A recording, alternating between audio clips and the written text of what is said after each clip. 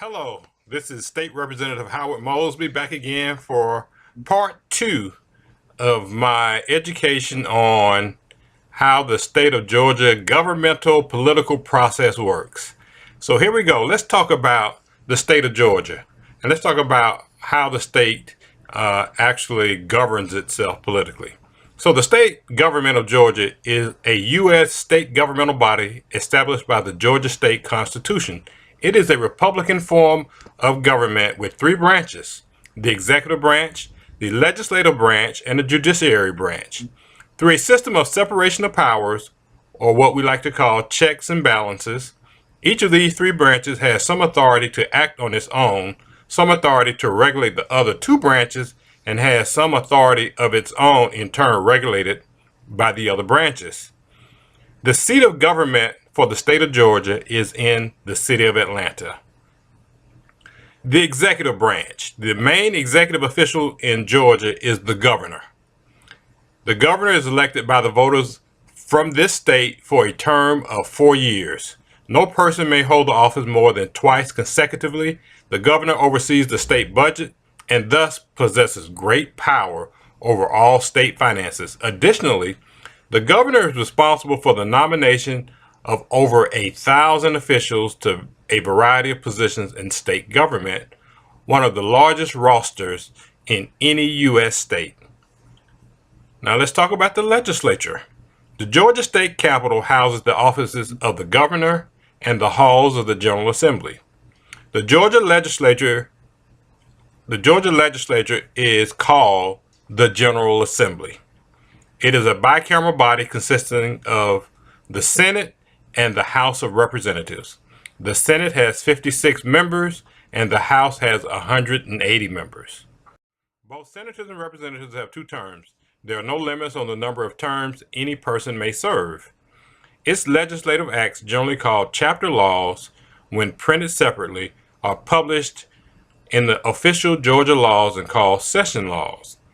These in turn have been codified in the official code of Georgia annotated, called OCGA.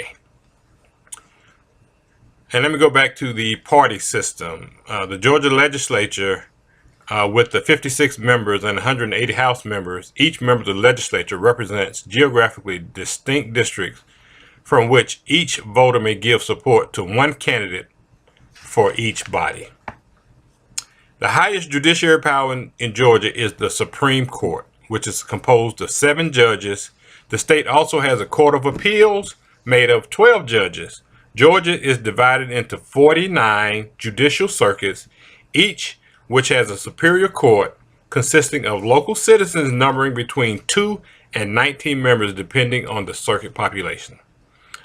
Under the 1983 Constitution, Georgia has also magistrate courts, probate courts, juvenile courts, state courts, and the General Assembly may authorize municipal courts.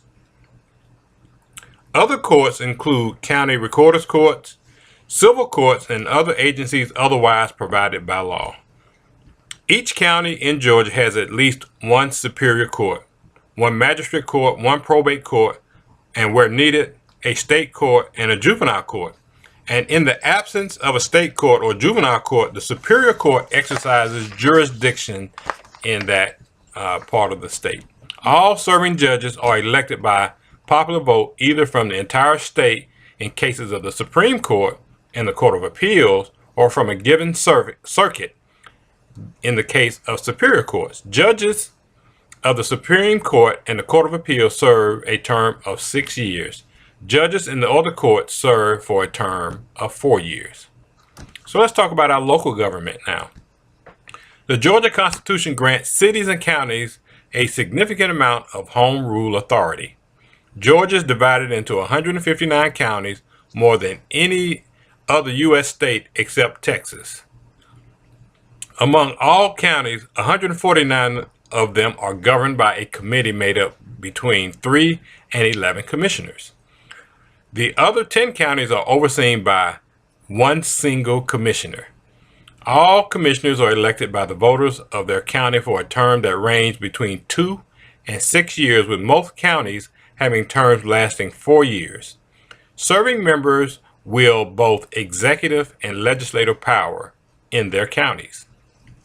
Well, let's talk about the cities then. There are 536 cities in Georgia, and they all are governed under a mayor-council system.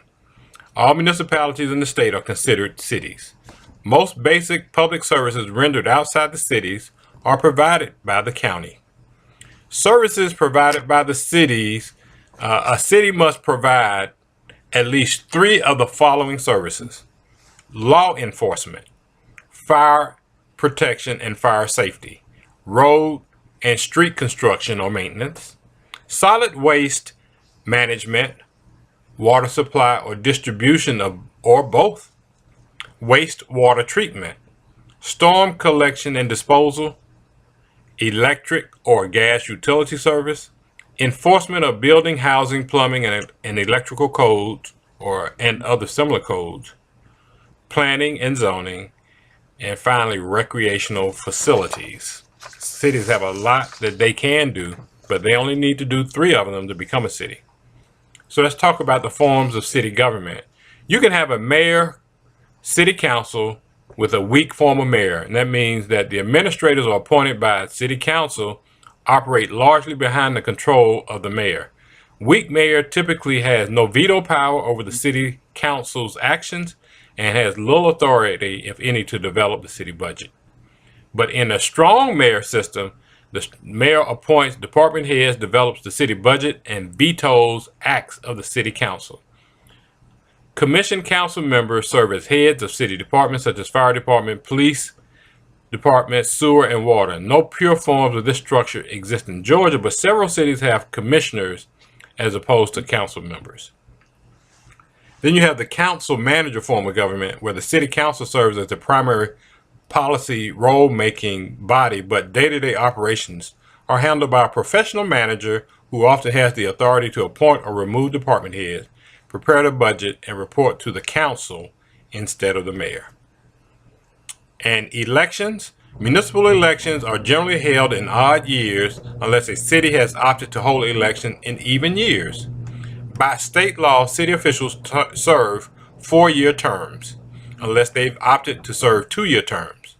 To opt out of either requirement, a city would have to get local legislation passed through the General Assembly.